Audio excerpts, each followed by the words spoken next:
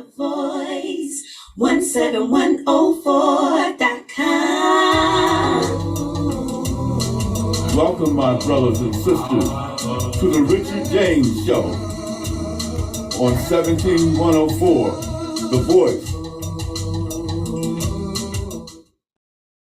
Greetings, my friends, and salutations. Welcome again to the Richard James Show. We have a blessing today, a big blessing. I have a friend, and I won't say how many years I've known this gentleman, but it's been quite a few. James Theodore Reed. Is it Reverend James Theodore Reed, Ted? Should I call you Reverend, Elder? Because I know you also a minister and former pastor. Yeah, well, for you and I, Ted is good. Okay. Very few people know Theodore. Okay. We're glad to have you, Ted. We're going to deal with an issue that we've done some programs in the past, but we're going to deal with Black Native Americans. When I say Black or African Americans who are Native Americans also, there's a tremendous history that not everybody knows. And I just want to talk with Ted because some of his ancestry is in effect Black Native American. And I just wanted to bring Ted on to share some of his knowledge and information on his family history. And also there's some basic knowledge that we need to share in general about Black Native Americans. Some of us don't even know that exists. And others feel that is a part of their ancestry also.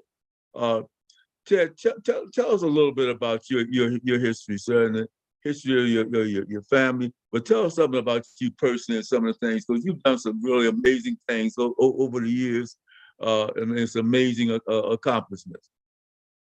Well, you've been very generous, and I thank you for that, Richard. And it's an honor to participate with you.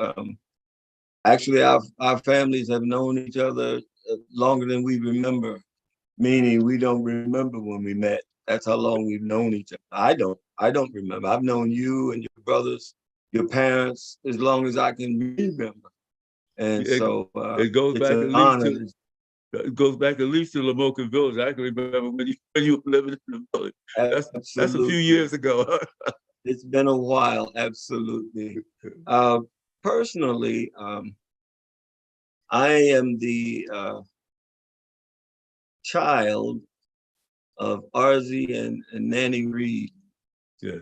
And there's a connection to indigenous people in both of their heritage. On my mother's side, my maternal grandmother, Carrie Walker, who became Carrie Walker Bolton. Carrie Walker was a Cherokee Indian, full blood. Her parents, who lived in Winston-Salem, for one place, were both a full-blood Cherokee. And she used to tell me about her father, whom she described actually as a mean man. She said that she told me of a time once when she was a little girl. Since we're talking history, we got to tell the infamous, I'm assuming, as well as the famous. He shot his wife, my grandmother's mother, and she was paralyzed for months in bed. And she was also a Christian. And my grandmother said she was about 4 years old when that happened. And when the day my grandmother got out of bed, she shot it all over the place and got back in bed and died. I never forgot that poignant story. My grandfather, she said, was pushed, because you didn't suffer any legal consequences in those days. If you killed another Native American, or if a Black person killed a Black person, you didn't go to prison. I remember when I was a teenager, you only went to jail for 6 months if you were a Black man who took the life of another Black man. So, and that wasn't just in the South. That even happened here in Chester when I was a young fella. But anyway, She said my grandfather was walking in town one day and two white men, or three white men, she said, pushed him off the sidewalk, which was the custom to make Blacks and Native American people move in public places when white men came around. And she said because he was a mean man, she said he actually disemboweled all three of them.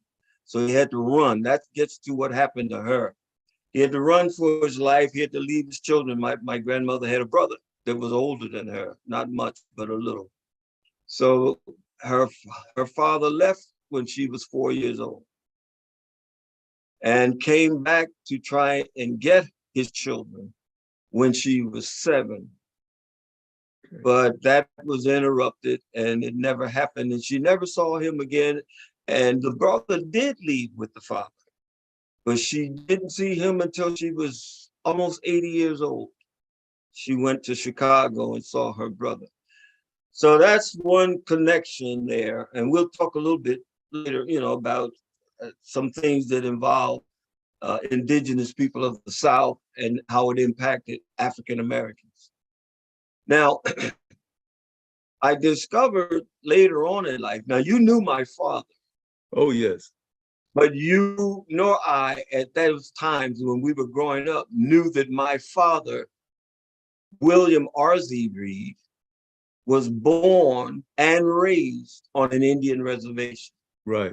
I had to get to be a much older man, and my brother Phil, you know him, my brother Philip did an ancestry search.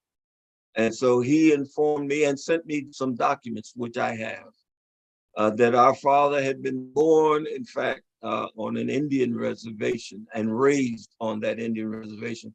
It's called Fuquay, it was called Fuquay Springs, North Carolina. It has now been made a city, Verena, North Carolina. And Verena is also known as the homestead of the parents of Davy Crockett, the historian from the Alamo.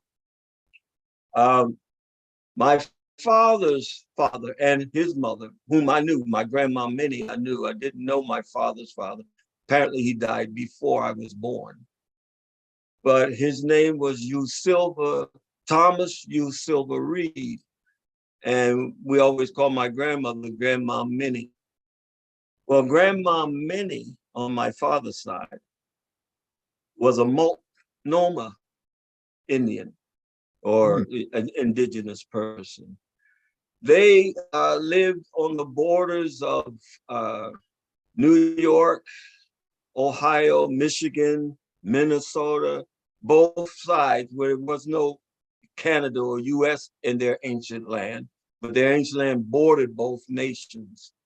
The Multnomahs helped the British fight against the colonials. Right. With the promise that, now catch this, and we'll visit some of these things later, but I'm talking about my personal connection right now. Right here. The British made a treaty with the Multnomahs that the Multnomahs could keep their territorial land as a result of helping them fight against the colonials of the South. Now, how can you give somebody what they've already owned for hundreds and hundreds and maybe even thousands of years? I don't understand that treaty, but they made that treaty, which they welched on after the colonial war. The British gave the Multnomahs ancient tribal lands to European settlers. And so by the time my grandmother was born in 1881, she and her husband were both born in 1881. She was born in Canada in 1881. And he was born in Washington State in 1881. I have a marriage certificate for my paternal grandparents. They were married June 23rd, 1914, on the Wenatchee Reservation in Washington State. So there was travel back and forth from the East Coast to the West Coast, from Indian reservation to Indian reservation. There was no tribal land for my grandmother when she was born in 1881. The Multnomahs had no tribal land. It had been confiscated and they had been dispersed from their ancient tribal lands. But you know, you would have remnants still living there. For example, my grandmother was from South Bend, Indiana. Well, South Bend, Indiana, all of Indiana would have been ancient tribal territory for the Multnomahs. You follow me? Yes, indeed. Go So right ahead. my paternal grandfather, Thomas U. Silver Reed, was a Yakama of the Yakama tribe out in Washington. He was not a Wenatchee, even though he lived on the Wenatchee reservation. And we'll discover some things about kinship and lineal kinship, that it was a system that ancient tribal tribes would use to recognize who was a member of their community. It was never racial. I'm a little ahead of myself. But there had been Yakama wars in the 1880s, between 1885 to 1888. You had the Yakama tribe fighting against the US military. So if you look at those dates, I'm sorry, I think I said that wrong. Please forgive me. 1858, 1855 to 1858, not 88, was the Yakama Wars. So 30 years later, my grandparents were born after that conflict. We're getting to, actually, we're going to have to talk a little bit about Indian removal, and that'll explain how Yes. my grandfather and grandmother were married in the West in Washington, but my father was born in the East in North Carolina, although all were on Indian reservations. Now, you knew Reedy the Barber, but you never knew that he was born and raised on an Indian reservation. That's And correct. in fact, was what we call today a Black Indian. That's a little bit of, I hope I said enough about my own personal background. So it doesn't go very deep. It only goes to my grandparents. Well, hey, Find indigenous keep people. man, you're doing well. It's great. Were they a part? Your folks a part of that Trail of Tears that existed when removing the Cherokee from? Okay, that's a different thing.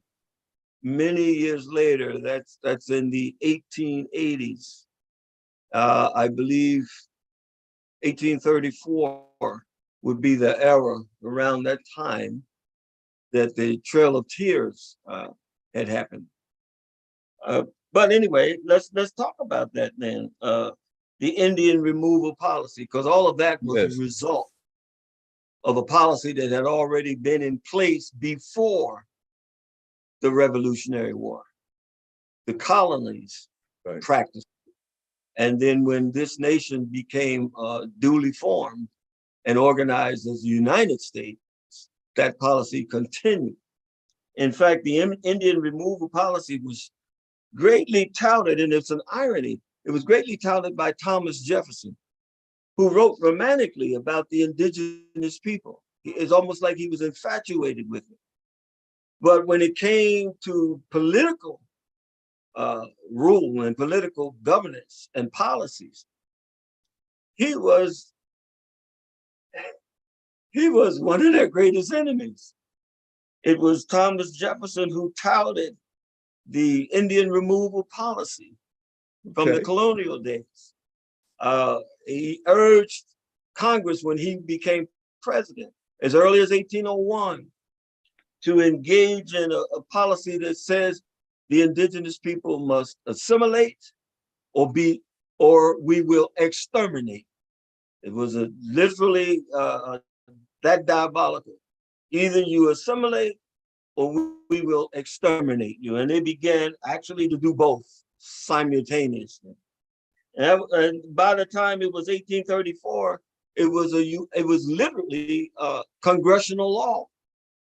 to force indigenous people to either assimilate or be exterminated. And as I said, they did both. Some of the horrors of assimilation was so-called Indian schools that were brought up into being. Those Indian schools were very abusive. They tended to drive out the Native Americans' ancient culture, their language, their belief system, and all of their social customs and norms. Plus, there was a lot of physical abuse and sexual abuse, and hundreds of Indian students, so-called students, were actually murdered in those schools. Another downside, and for me, it's painful because I'm a Christian, but the Christian church is guilty because they were the executors of those schools under those horrific conditions and under that racist policy. We despise Nazis today for what they did, and yet what I'm speaking of is on that level. So anyway, that's one of the things that I wanted to bring out. I do need to say something about ancient culture for indigenous people. I say indigenous, they're now called Amerindians, or some people call them American Indian. I don't care. We're talking about the same group of or nations, plural, of people. We're talking about them. But the thing is,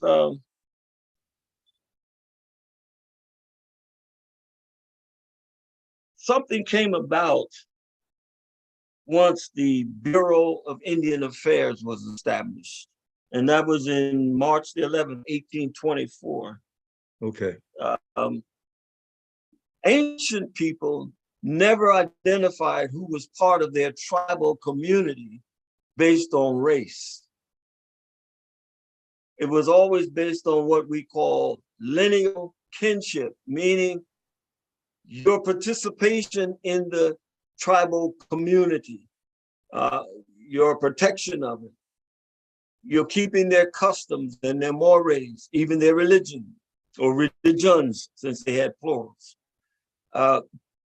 Your defense of them as a people, your participation in their survival means food and shelter, things like that. If you did that, then you were recognized by the members of that tribe as being one of their community, one of their own. Right. They never had blood quantum as an indicator of who belonged. That was enforced on them when the Indian Bureau of Indian Affairs was established in 1824. So you can see the timeline of the removal and the establishment of the Bureau of Indian Affairs, all in the same vein, all under that policy, assimilate or we will exterminate the whole group, your culture, your very existence.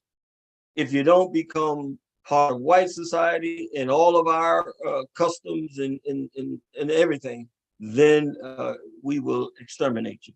Now, that's a subtle thing that's not spoken very much. But anyway, let me move on.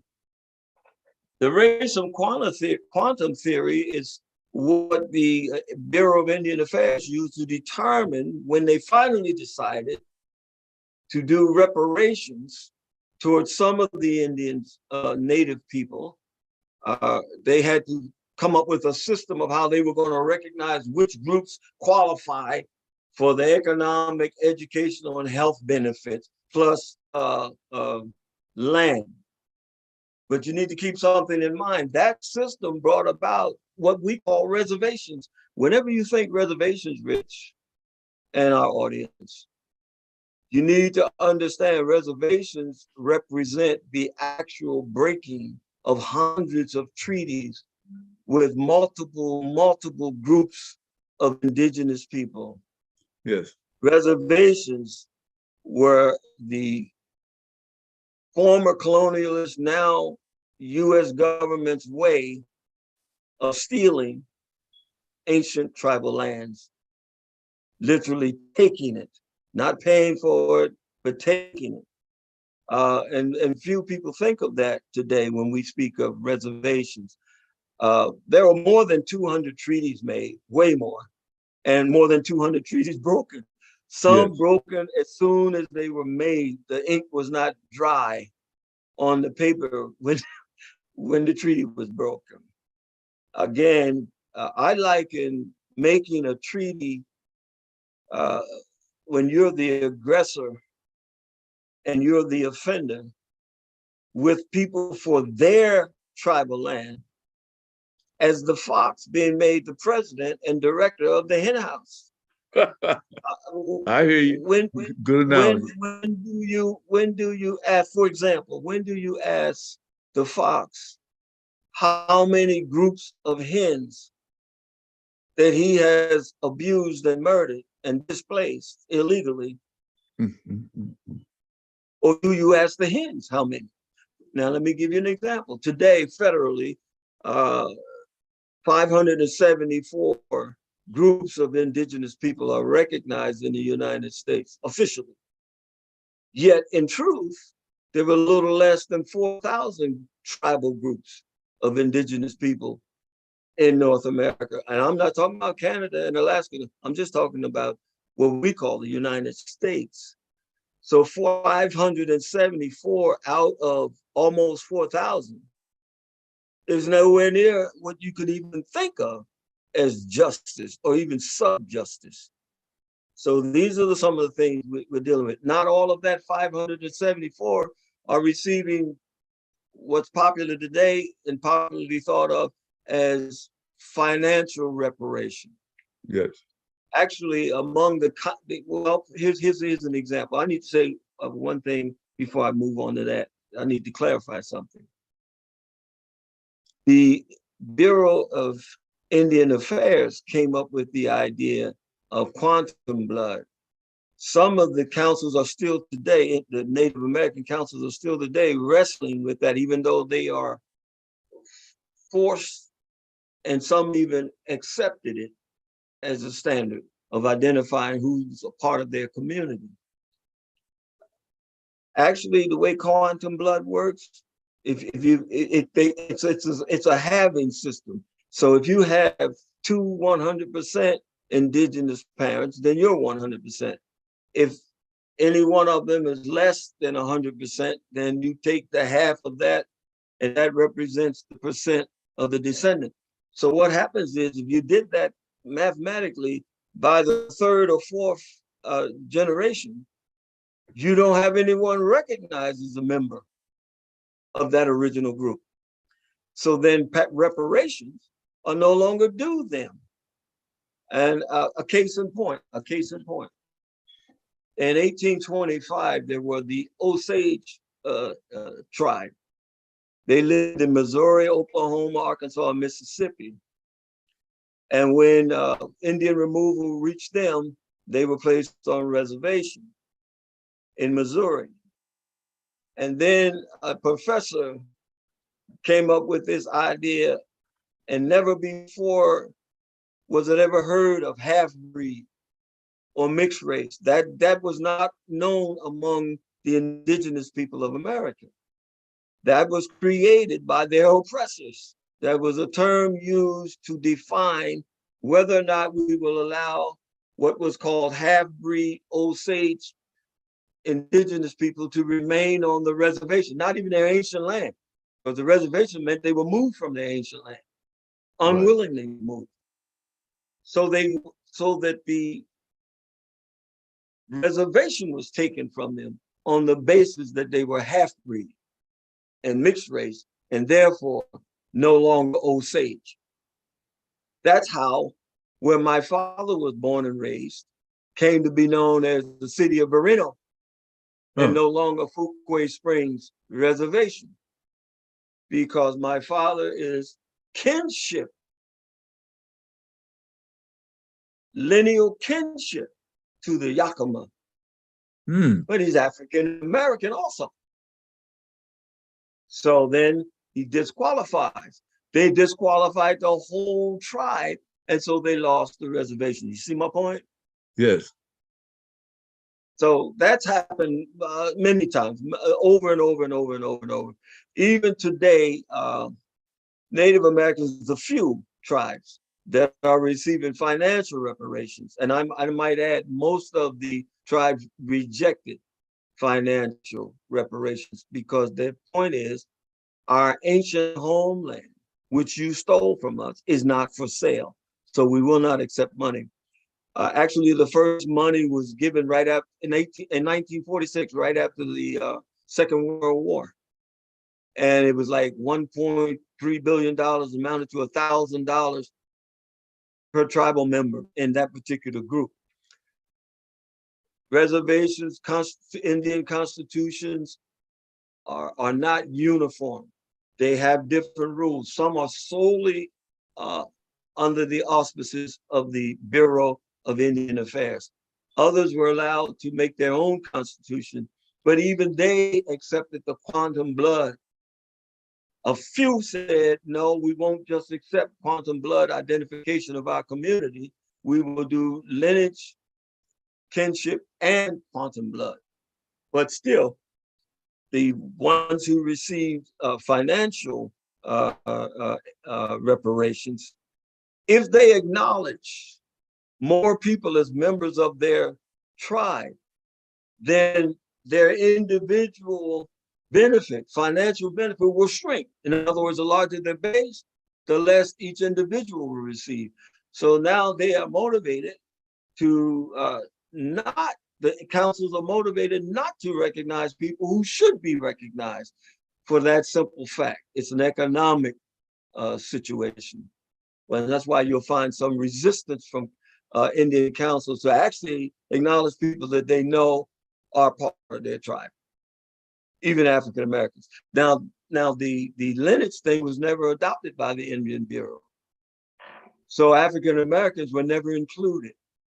But then you asked me something about African Americans and Cherokee and the Trail of Tears. Well, some African Americans did participate in the Indian removal from Virginia, North to South Carolina, Georgia, some parts of Florida, where the Cherokee, the Creek, the Choctaw, and the Chickasaw lived. But what you also need to know is all those tribes that I just mentioned, also, they were of the South, they also owned African slaves. Now, some may want to make an argument that slavery under indigenous people was different or not as harsh as slavery to European Americans. I'm of a different opinion. I consider slavery of any people to be a sin against God and a sin against humanity. And I don't give anybody who practiced enslaving humans a pass from that. I don't care if they're indigenous Americans or European, but the Cherokee, the Creek, the Choctaw, and the Chickasaw were the tribes that kept African American slaves. And they were moved in the Trail of Tears, as it's called. Many thousands of them died being repatriated to Oklahoma. Then there's another thing about self-determination was lost when ancient tribes had their ancient tribal land stolen from them. They no longer had the rights nor the privileges of self-determination. So when you say, again, reservation, you are synonymous with, you don't have self-determination. So the self-determination that they think they have within the tribe is still overseen and overruled by the Bureau of Indian Affairs. So, you know, a lot of which they whatever they're doing, they're allowed to do it. Meaning they can be disallowed. So that's not self-determination. We have self-determination. The only people who can disallow something are the people who are being determined. Anyway, you mentioned slavery, and I recently been studying and I know that it exists. But it seemed to me that there were some problems with some of the indigenous people in the Cherokees wanted to, well, I don't know if the term decertify is the correct terminology, but to really declare that the so-called Black indigenous people are not Cherokee. They wanted to take their, I guess, citizenship for their particular nation away from them. And there's been fights, there's been court fights in relationship to that. Well, that's because they have adopted the racist policy of the Bureau of Indian Affairs. That's not their ancient heritage in terms of how all tribes, no matter how different their cultures were or their languages were or their locations were, they all recognize tribal community members based on lineal kinship. Those things that I have aforementioned. If you participated in that, then you were considered a full-fledged member of that tribe with all rights, privileges, ceremonial acceptance, leadership, all of that was involved in being a member of their tribe. So now they're saying that, I told you, it's based on economy, it's based on, well, it can't be based on culture because to be kinship means you got the same culture, even the same language, even the same historical experiences. So yeah, it's mostly an economic thing. For one thing, the Cherokee and the Chickasaw received more monetary reparations than any other tribes in the nation. So you can see why Cherokees don't want to recognize African or Black Indians that were in fact duly members of their tribe. Yeah. It's all about economy. Yeah. It's all about money. You got to realize this in spite of reparations, because all reparations are not, again, not financial. Right. They're protecting what they consider their base, and they're using the blood quantum, which is a racist system of identification.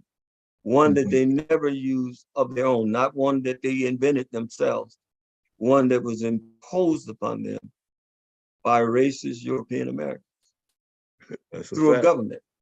That's true. So that's the reason for that.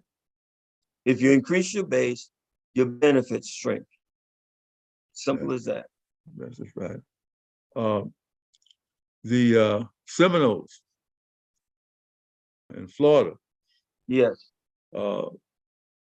Also took in Africans. Yes. That, and matter of fact, one of their leaders, Osceola, married an African woman. That's right. Give us some of your background information on the Seminoles and what you know of the Seminoles and the Seminoles removed from Florida. What you just explained about Seminoles had actually been happening for several hundred years west of the Mississippi, not just from Florida. That's the recent one that we know about. Yeah. But African Americans who escaped slavery, or even some were already freed, had gotten their freedom by whatever way, whether by law or by running away, would cross the Mississippi to the west side and assimilate with the tribal groups that they encountered. But historically, that not only happened coming from the east and crossing the Mississippi. Back in the 1500s, even before the Spanish, the Portuguese had come to the Western Hemisphere all over. And I'm trying to think of the name of the group out of Boston. Oh boy, it's an island right off of West Africa. Off of West I think they're called Furties. Anyway, here's the point: was they became merchant seamen with many of the Portuguese seamen, that were exploration, and back in the 1500s, early 1500s. And they would come to Alaska, they would come to what we now call Washington, what we now call Oregon states. And they, in fact, the first African-American to lose his life was one of them in the new land, killed by the indigenous people. He was pursuing them because the record says that something personal had been stolen from him. So he pursued the individual, and the individual ran back to his tribe, and members of the tribe killed him. So they were coming to the Western states and discovering the indigenous people long before the Europeans who settled in eastern part of the United States knew about them.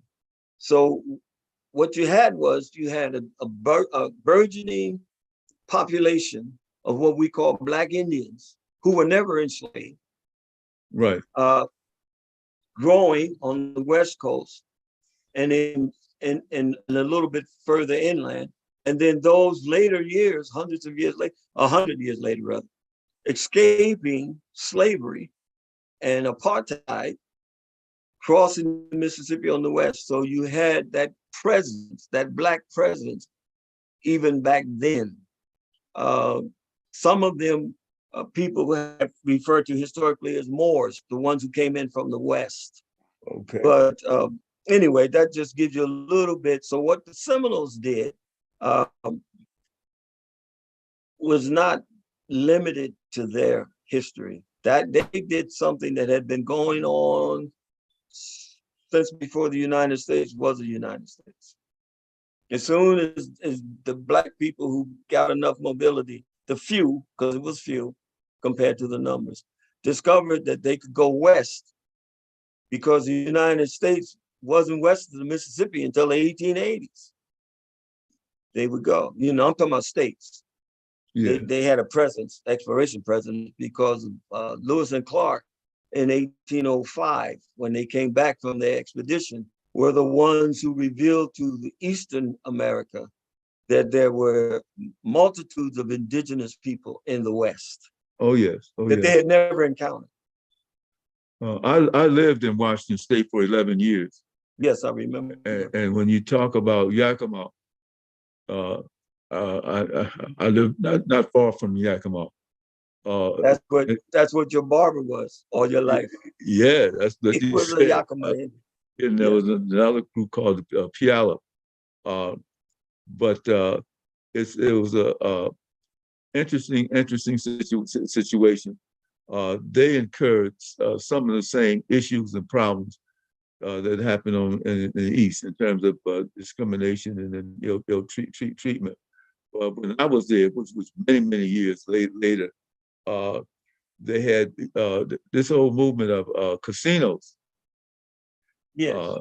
You might tell us a little bit about the casinos, because there they had casino, and that was a major source of income, for the tribes and the support. But wasn't Again, the base is very small, and yeah. so the reward and the benefits can be very significant for some.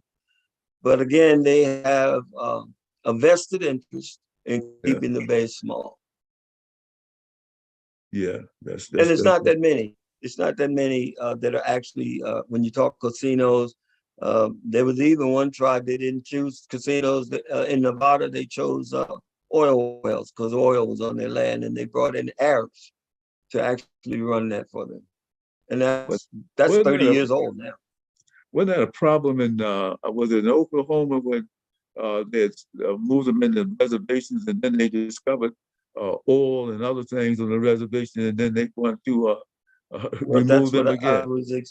That's right. I was explaining to you that even though treaties about ancestral lands were broken and those lands taken, and reservations were their replacement, that even the reservations were not sanctuaries. And racist ideologies was used to displace people even from their reservations. I use the Osage as an example of what you just said in Oklahoma. There are many examples like that. where they weren't even allowed to keep the so-called reservation. And then there are the health issues about being moved Right. from your ancient lands. Uh, when the Bureau of Indian Affairs took charge of providing shelter, food, clothing, Native Americans' health issues increased, diabetes increased, high blood pressure increased, socially, alcoholism increased, rape increased socially, um, all kinds of obesity, all kinds of diseases that plague people began to plague them because they were living on a concentrated area. The reservation was nowhere near the size of the ancient homeland. They had space in the ancient homeland. That also lended to keep disease down and the spreading of it down.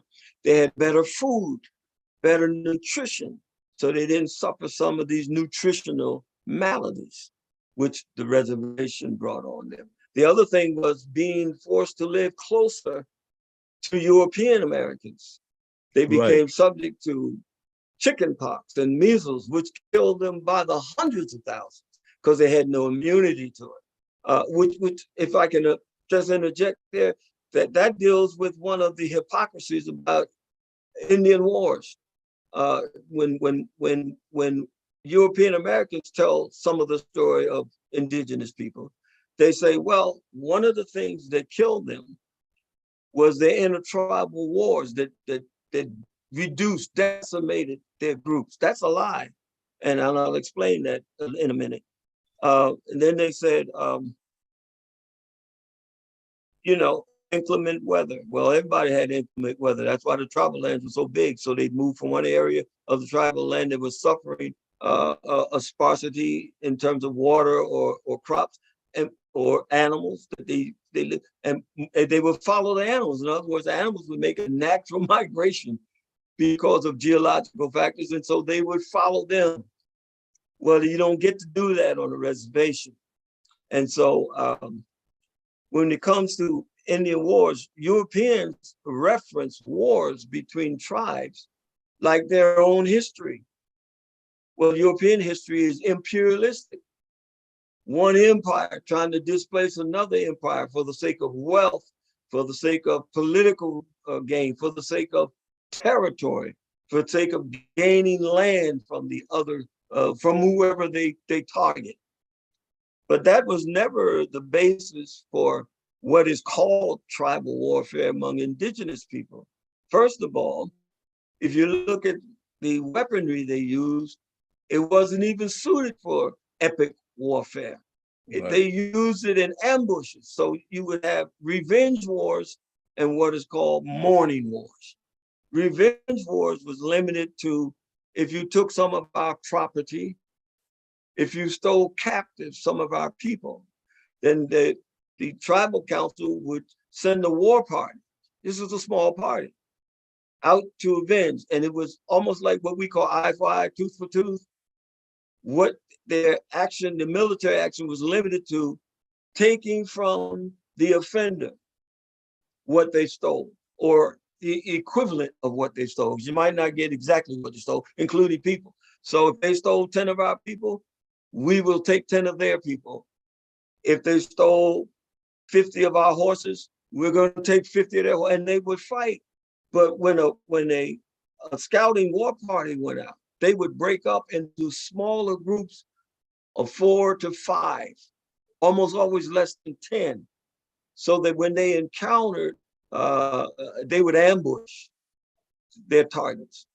You're not having all out warfare like Napoleon had in Lined up, Russia. yeah.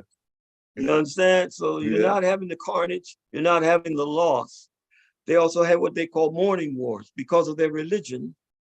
The indigenous people, and this is all of the groups, believe that if a member of their community or members of their community were murdered by a scouting or raiding party from a neighboring tribe, that the souls of those persons could not enter into what they would call the Indian village of the dead, or the village of the dead for indigenous people.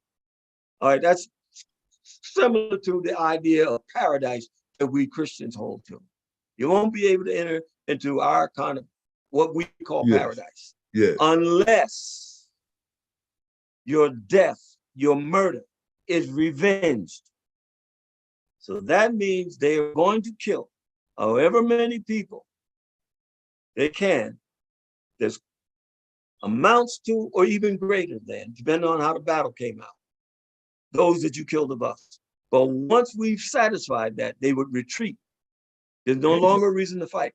So what I've just said is tribal nations never fought for the territory or the political dominance or the racial dominance of another group. Not like the Europeans did. Never, never, never. So when historians, European American historians, try to say that Native Americans killed a lot of themselves to lessen the guilt for themselves, it's a total lie.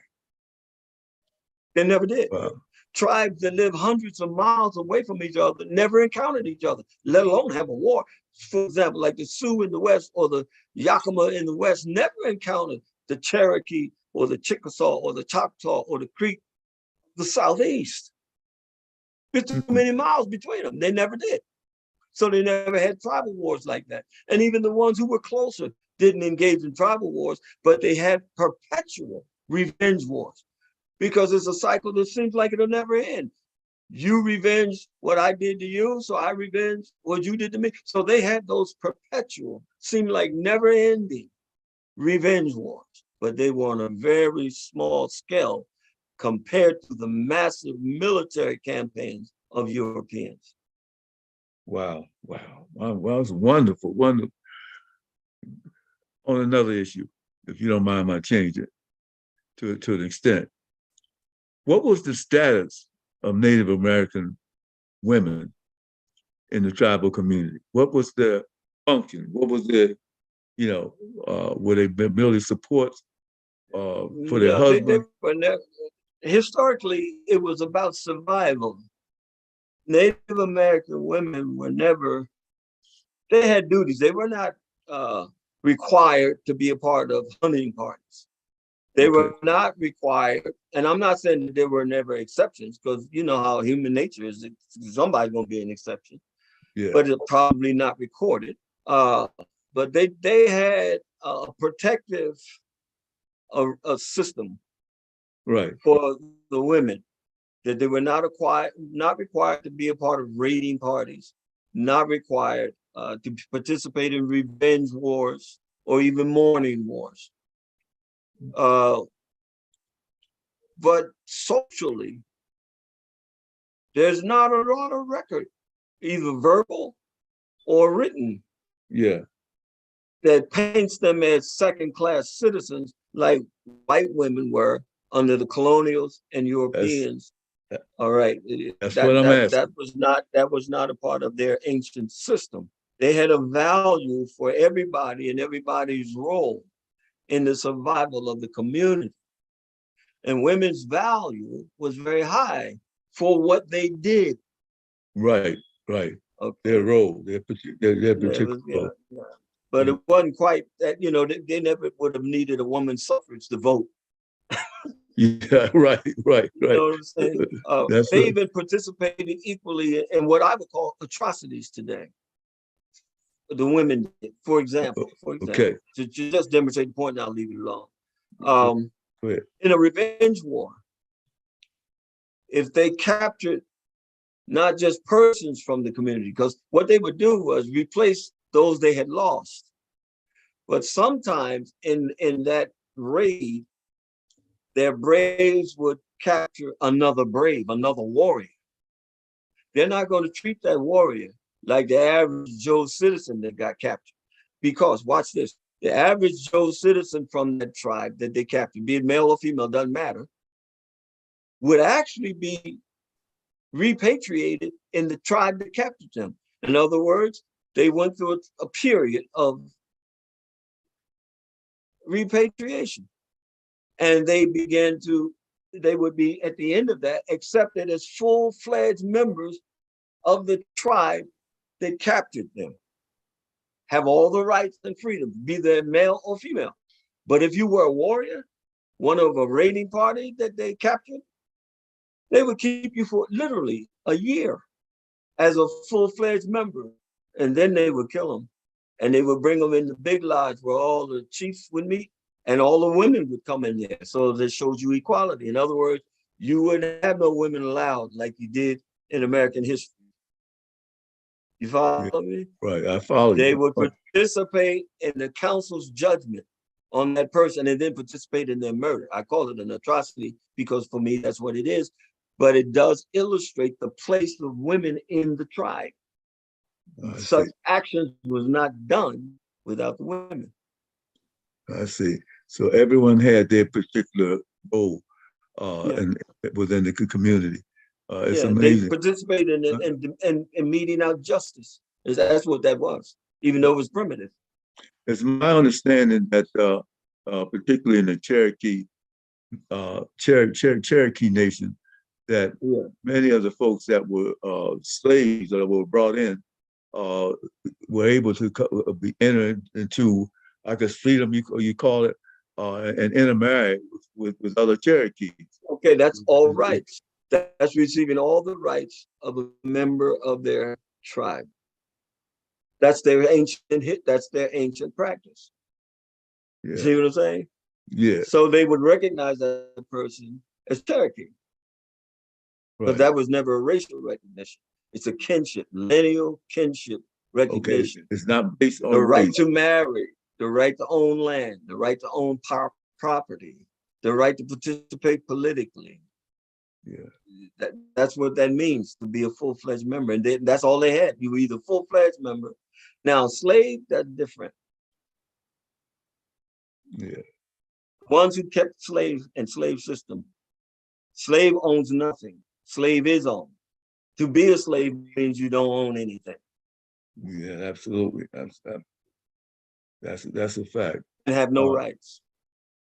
Absolutely no rights. Now, kind of reaching back into your background, Ted, you talked about your dad, but wasn't your mother also a Native American parentage and blood? She would be what some would call half Cherokee. Okay, interesting. Because her mother was full-blood Cherokee and her father was African American. Getting into your person, but how did they meet? How did they come together? Well, what was it? I'm not particular to details because here's the reason, Rich. I was 80 years old when I discovered my father was born and raised on an Indian reservation. I always knew about my mother. And when you spoke of the Moken village, I remember every summer from the time I was about 5 years old till about 10, a Native American, what we call Indian, and his grandson, who was about my age, would come to our home and live with us for about 2 weeks every summer, sometime like between June and end of June, early July. Every year they came and they would sleep on the floor in the projects where we lived. And I was a bit naive. I didn't question anything. I learned to wrestle from that young man. And I used those techniques that he taught me when I became a grown man and was in martial arts. I didn't divulge that I knew some things because it would have been a little difficult on me if I had coming off like a hot shot. But I learned them from that kid, that child. And even how to do that with 3 or 4 opponents and you're fighting by yourself. He taught me those things. They were all of grappling nature and throwing nature. But I learned them and I could do them. I asked my mother when I was grown, and I'm going to guess late 50s or early 60s, I don't know when. I asked her, who were those Indians that used to come and stay with us every year till I was about 10 years old? And what happened to them and what was the man's name? So she said to me, they were our relatives. She never explained to me if they were her relatives or my father's. See, my mother always knew that my father was Native American. I didn't. Right. I hear you. It was never made an issue wasn't much talked about it. I knew about my grandparents on my mother's side. So anyway, I said, well, what was the man's name? I mean, he had the feather in the hat, the beaded vest, the little black derby with the feather sticking out of it. He had the knife on the side of his belt and all of that, you know. And he had the plaited hair down the side of the whole 9 yards. And she said his name was Jim Slade. I said, oh, and so I talked to my brother Willie, you know him. And he You said, I better remember believe them. I remember that name, Jim it. Slade. No, I I said, know. you do? He said, sure, I do. Now, here's my point. Didn't have to be my mother's relatives. I assumed that. She never told me that. She said, they are our relatives. Yeah. She didn't say mine. Somehow I remember your mother being part Native American. I remember that as Yes, a kid. she I was. didn't know about But your dad, but your yeah, and mother, I I didn't saw. either. My father never said a word. He never said a word to me about his indigenous heritage. I learned that from documentations about his parents and documentations about him from my brother's ancestry search. I was 80 years old when I found that out. I hear you. I hear you. I hear you. So, you know, there would have been a lot more things I would have talked to my father about that he Sure. didn't talk to me about had I known that. Actually, when I was growing up, and you know how black my father was, I didn't even know there was such a thing as a black Indian. Yeah. I literally discovered that through Hollywood. That's a shame to admit it. But Dennis Haysbert played the part of a black Indian on a series called Lonesome Dove. Yes. And I Yes. saw Yeah. that black actor playing a black Indian, and it struck me odd because I didn't know that. So then from there, you know, I did a lot of research. I got gobs of pictures of black Indians and all kinds of things. I found out it was not a Hollywood lie. In fact, it was total truth. And he was one of the Westerners, not one of the ones over here in the Southeast in that movie. And I found out there was plenty black Indians in the West. And it was just like amazing to me. I just didn't realize that. But that opened my eyes, and I still didn't know it was in my family until my brother gave me those documents. And I have that on my phone today. I have my grandparents' marriage certificate on my on my photos on my That's phone. wonderful. That is. I mean, isn't it precious? And the reservation that my Yeah. father, my grandparents were married on. But knowledge is just so important. I mean, that doesn't it feels good to have that, to know it. You wish you knew it earlier, but you have that Yes, information, yes, and yes. and you didn't leave it there. You obviously have done a tremendous amount of research, and I Mm-hmm. just want to thank you for coming on and sharing. I'm just sitting back listening and learning, and I think it's wonderful. But can I say something Yes, sir. also in addition before we wind up? Um, the lie that's told that the Indians killed insurmountable numbers of their people in tribal wars. Yes, sir. The truth is, the only national wars they participated in was against the US military and white settlers. And that's where they were in warfare. That's where they lost multitudinous numbers of people. I'll give you an example. And in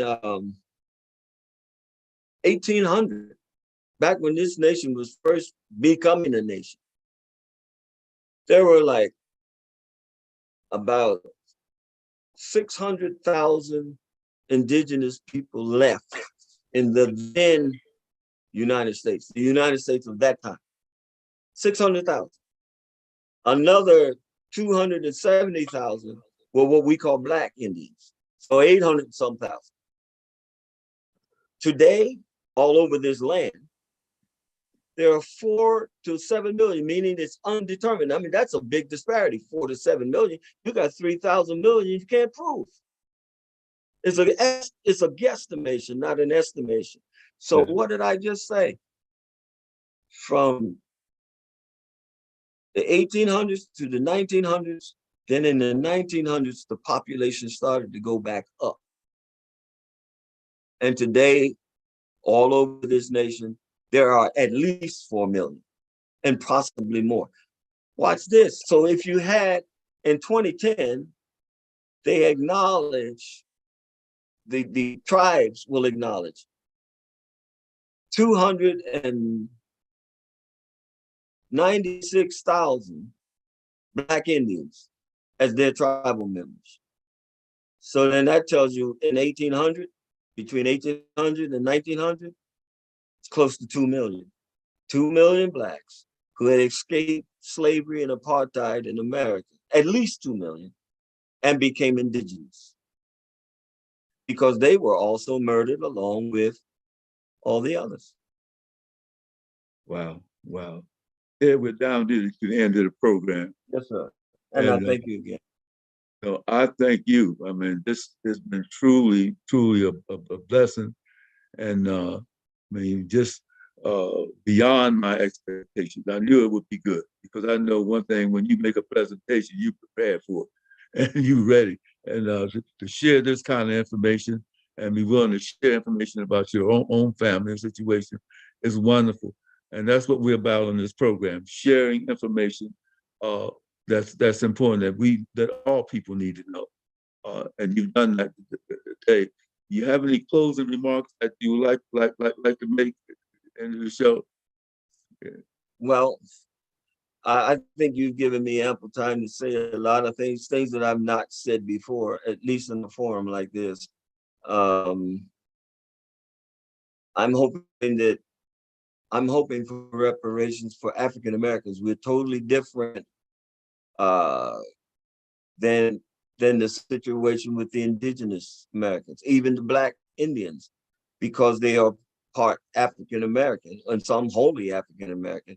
They are in a different situation because there are many groups of indigenous Americans with no uniform systems of identification. There are no uniform system of reparation for them. That's not so with us. We are commonly of the same culture. We are of the same group. We have the same historical touchstone of slavery and all that means. We've been removed and all of that, what that means. I think reparations, if this nation was sincere, are easier to be done for our group, even though it'll never be fair. It cannot be. There's impossibility. You can't make a fair payment for what's been done. But okay. I don't think all right, that this nation is sincere about doing either one. Yeah. Okay, Bob. Thank you so much, Ted. God bless you and your family. Thank you so much for sharing that information. And to my audience, we appreciate you tuning in again to the Richard James Show. You heard it. Thank you. And you need to go and do some more research. I mean, I'm talking to the audience out here because the information is out there, and we need to get it. Also, I want to let folks know that I'm still down in Lebanon. We still have our Business African Paradise. So come, you know, we have, we sell art, oils, statues, ethnic type of thing. So if you need something, let us know. Original paintings from Africa, African clothing, all of that. So we're trying to do something and continue the journey. Again, I want to say thanks a lot. God bless you. And I want to thank Brother Chris and his family for this opportunity to be able to broadcast. Take care and God bless, and so long. See you next week. Thank you so much. Bye-bye.